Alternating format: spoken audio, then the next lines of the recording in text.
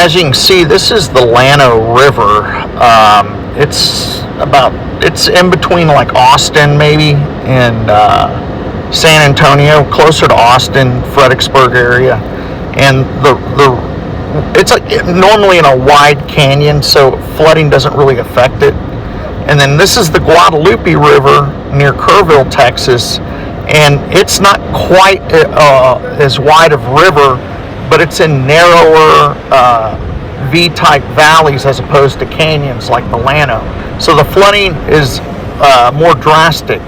You know, it fills up quicker than the Llano would, and consequently you get higher flows but less damage with the Llano. But the Llano's like, I think it was at 178,000 cubic feet, where the Guadalupe stayed under 100,000 feet. You know, it was right around 98, and it was more devastating because of the smaller valley that the water had to move through. Just a heavy consequence of rain.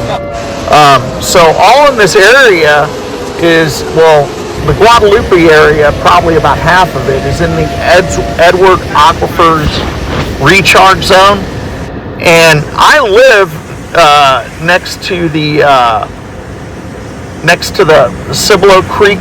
It's an underwater creek, and it used to flow on top of the ground, but it normally doesn't. You just have pockets of pools and stuff.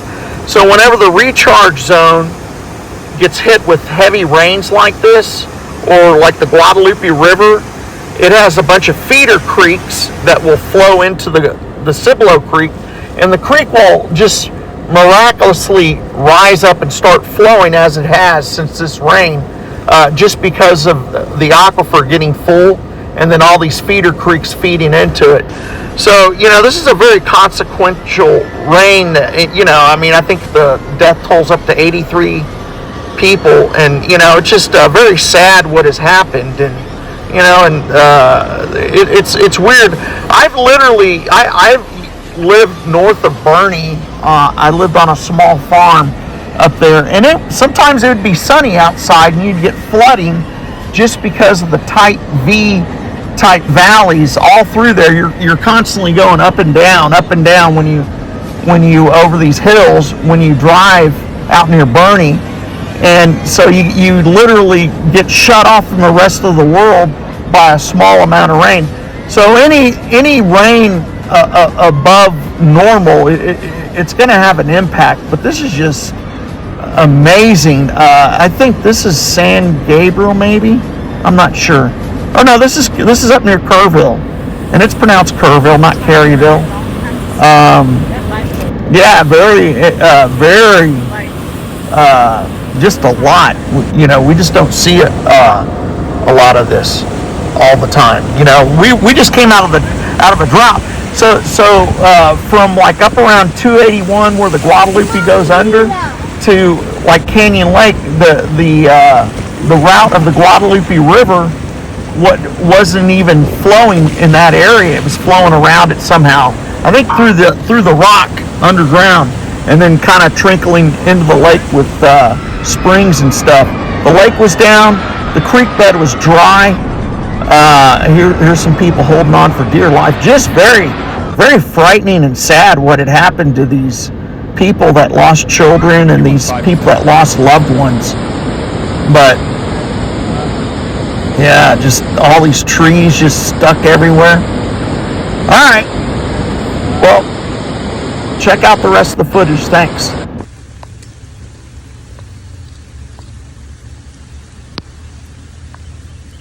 Anybody want to go tubing down the tube chute?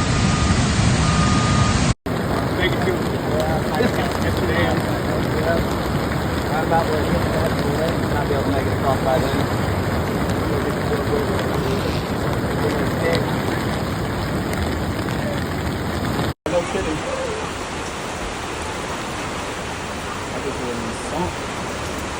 5:56 p.m., July the 4th, Mendita River.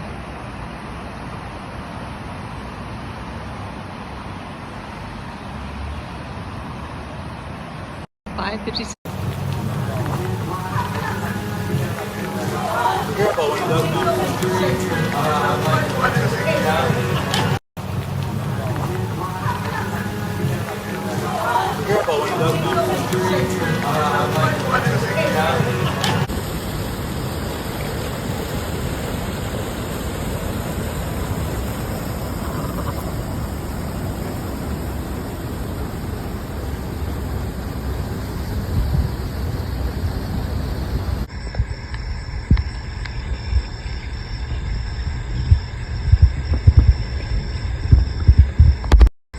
Well, I found where the woodchuck chucked all its wood. Sweet baby Jesus.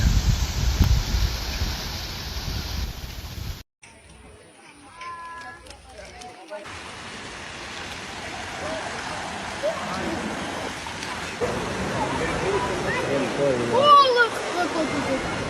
Oh my god, look at that spider. Yeah, look how lady. Watch out. That was amazing. We were eating up E1s making $600 every 2 weeks. Yeah. And he went out and bought a Jeep. We couldn't afford it. Oh, that's the news helicopter. Yeah, they're just taking video, I bet. Our news helicopters are blue.